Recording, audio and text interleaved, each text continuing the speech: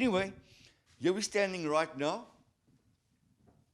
in the museum, roughly 1980.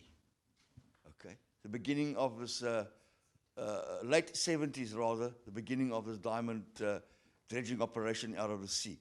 Now, we were all in the South African Navy as divers in Simonstown.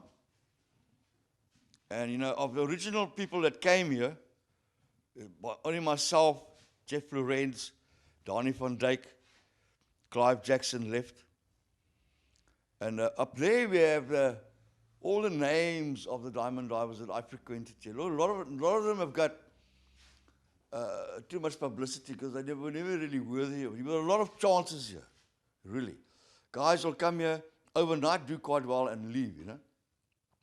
But while we were in the Navy, we were not trained for deep diving, you see, to go overseas.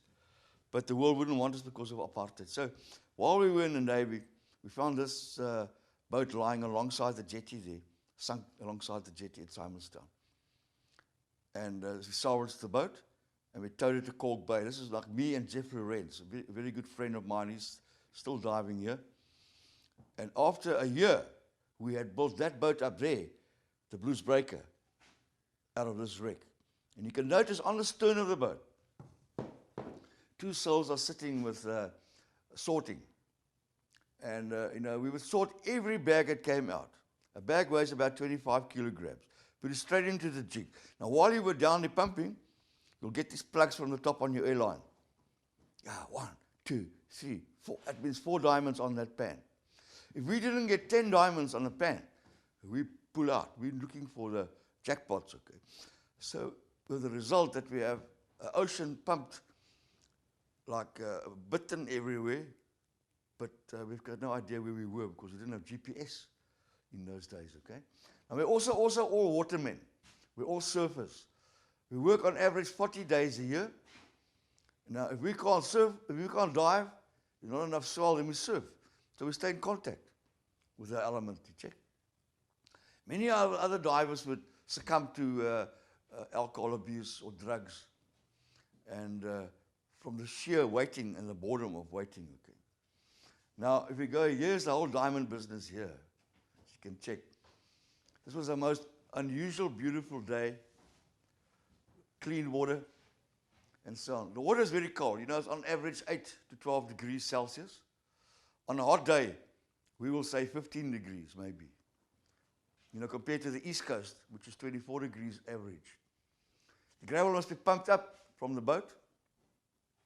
They use pipes to do it, and then you will find sometimes that the rock will roll over the diver and crush him, okay?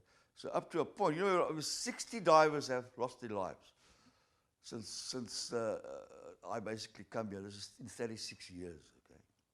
Mainly through rock falls.